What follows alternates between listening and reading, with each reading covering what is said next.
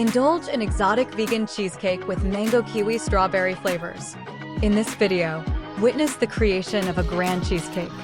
For a smaller version, find the detailed recipe in the description.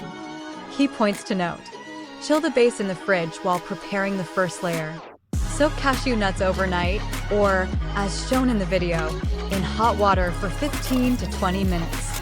Remember, agar activates when boiled. Follow the instructions on the packaging. Utilize a blender to achieve a velvety consistency. Once everything is smoothly blended, act swiftly as agar solidifies at room temperature, ensuring even layers. Don't forget to hit the subscribe button and give us a thumbs up if you enjoy the recipe.